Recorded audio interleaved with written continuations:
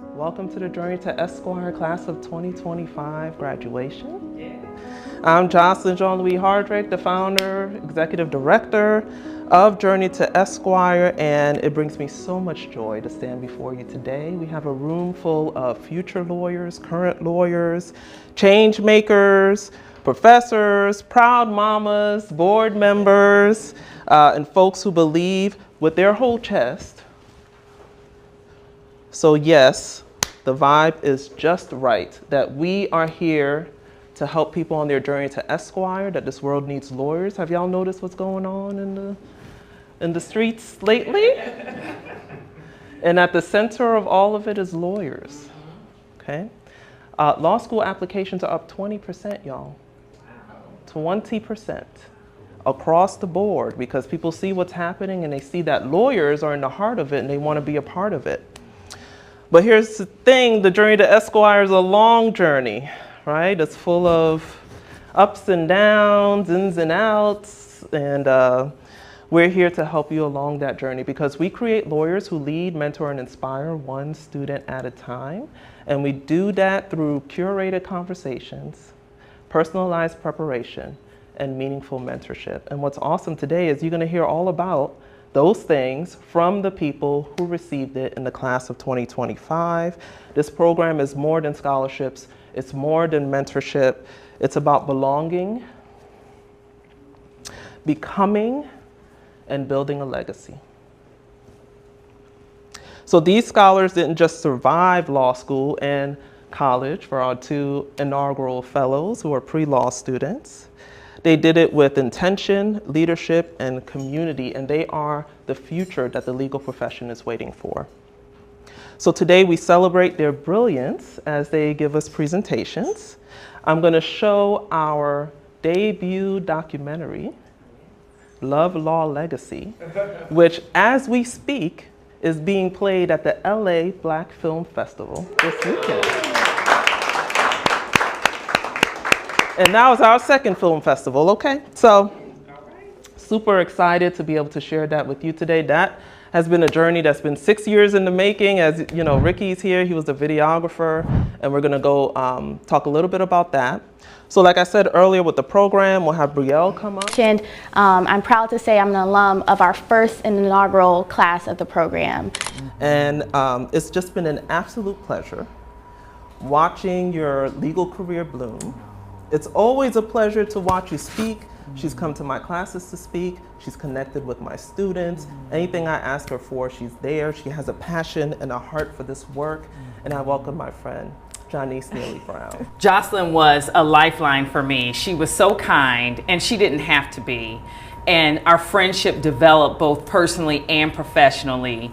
And I knew that I could call her when I encountered something that I had no clue what it was. It's amazing.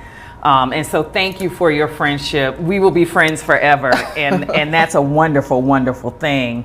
And so I just want to thank you for creating this. I knew you before this. And so it's certainly nice to watch the journey and to see all of you all. I want to thank the board of directors, the students, the staff, the volunteers, the sponsors, the donors, everyone. Thank you so much to all of you all who've helped the scholars along the way. And I thank God for this opportunity and privilege to be before you.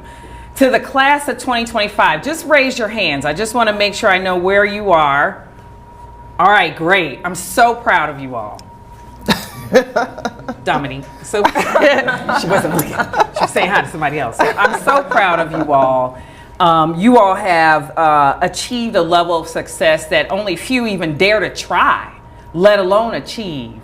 So I want you to relax your shoulders right now. Just relax your shoulders. Relax your jawline, okay? I just want you to relax. I want you to be able to take in the information I'm going to share with you all. You all are in a room of support. And so I want you to just really look around and remember this moment.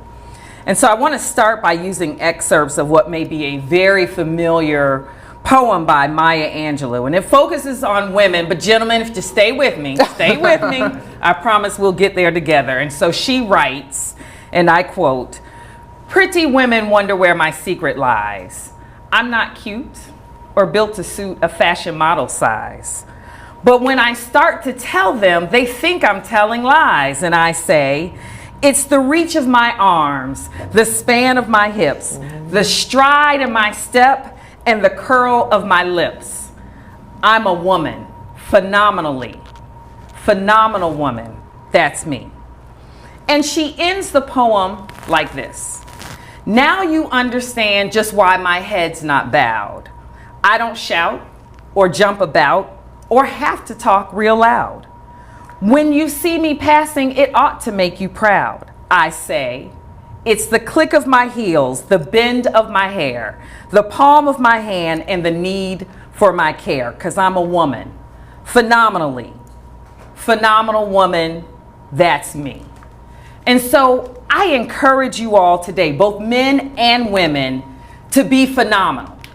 Not because you're not already phenomenal, you are. But after you graduate, you will enter a new level, a new realm in life. Some of you will land your dream job. Some of you will land a job that you might feel like it's not so much my dream job. But no matter the dream, no matter the job, there will be times that your journey will not be glamorous, but you can still be phenomenal. So as you take this next step, I want to help you visualize for your next step what being phenomenal means to you.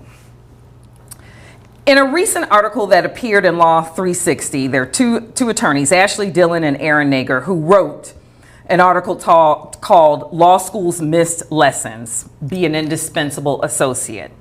And they offer some valuable tips that I believe are keys to being phenomenal at this next level. And I used just a few of their headlines or subheadlines for tips for inspiration for you today. And I provide my own elaboration to help you think about what's next for you. Number one, deliver excellent service. You all think you will be lawyers, and you will, but you will be in the customer service business. And so your customers are the shareholders, senior attorneys, your paralegals, your secretaries, the janitorial staff. Learn what their expectations are and meet or exceed them. Then guess what? One day you'll be able to communicate what your expectations are. Number two, be reliable. Words matter. Words matter. And so do your actions. I joined Journey to Esquire. That's another Legally Blonde quote right there. I feel comfortable using legal jargon in my everyday life. That's not true. When I started law school, I was so confused. So the accent, Americans also have an accent to me. I tell this story as well. When we started orientation and they're like, oh yeah, Lexus. And I was like, I didn't know we needed to have like a specific type of car to do law school. I didn't realize, like, no one told me this beforehand, and they kept saying things, and I was like, no clue, but I'll write it down, and later on I'll see what it looks like, and I'll Google it. Journey to Esquire has made me more comfortable with legal jargon, even though we don't need to do legalese. I joined Journey to Esquire because of Glenna St. Fort. She was class of 2024. She told me that it would be a place where I'd get mentorship, where I'd have community, and I'd learn different things through the modules, especially at that time I was expressing interest in like clerkships. She's like, that's where you should go. Mentorship has been the best thing law school has ever given me. Since my family's back home, and when I call them, they just want to like talk about what they see in the movies, and it's not very helpful. Having someone who's already been through the process has been so helpful, whether it's them being like, no, you're not doing too little. No, you're probably doing too much. Just having that balance there. And then support. While my main team is home, I've created a very good support system here. And he said, you don't study the LSAT, you practice for the LSAT. You don't study the law, you practice the law. And I reflect on that, and I'm taking that day by day when I'm studying. I said it already. When I'm practicing for the LSAT. You don't study life, you do it, right? And then, that's actually the end, but sorry, I forgot there was one more. So just reflecting on it and to coming to a conclusion, there's so much work to be done, and I'm so ready for it. I believe in the power of this generation and all these inspiring lawyers in the room, And for me, this is just the beginning, and I can't wait to see myself holding my JD to start my purpose. And it's not just my future career, it's my calling. Everyone knows, if you know Professor Hardrick, that she has tons of books out and resources, again, really helping us to have access to what it means to prepare and practice for the bar, because it's not law school, or what it means to have bar coaches or tutors, like being okay to ask for help and build a village the first time that you take the bar, because oftentimes people, they learn the hard way and then they build the village the second time. So I want to just do that right the first time and use my resources. Community that I want to be a part of. And Professor Hardrick, she really did help me, because she found me a mentor who's actually living in Atlanta, Georgia, and he's offered to help me and get me jumpstart my career there. So I'm really excited about that. It was an immersive learning environment. We had modules. I've never done anything like that. A lot of the scholarships that I've had, you go do your interview, you get the money, you go to the event, and you're done. So to actually have modules that are telling me, okay, take a step back, this is what you need to know, this is what you should learn, I think that it's very valuable. And I honestly really did learn more than I thought I was, because I thought, hey, we're just doing busy work here. But actually going through the modules, it was like, hey, that's actually a great tip. I'm gonna implement that. And I feel like I've made lifelong connections and mentorship. Like, I feel like I could call Professor Hardrick if I have some struggles. You know, she sends those emails, hey, we're just gonna check in. And it really does show you something, because had we not talked, I would not have gone and tried to get that clerkship as you recommended. And it honestly has made an impact, because I've been getting callbacks from different firms. So it has made a difference. So why Journey to Esquire? It's because of its ideals: inclusion, diversity, equity, access, leadership, and service. These weren't just buzzwords, they were exactly what I stood for. And being part of a program that not only spoke about these values, but lived them, it felt like home.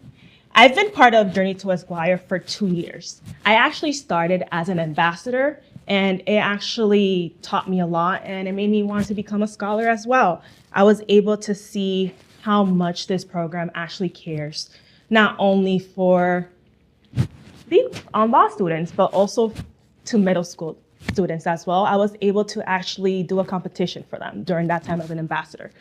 And every lesson I've learned since being an ambassador and a scholar has actually shaped me to be who I want to be as a lawyer and as a person. What I appreciate about Journey to Esquire is the support that the program gives to its students, specifically with bar prep resources.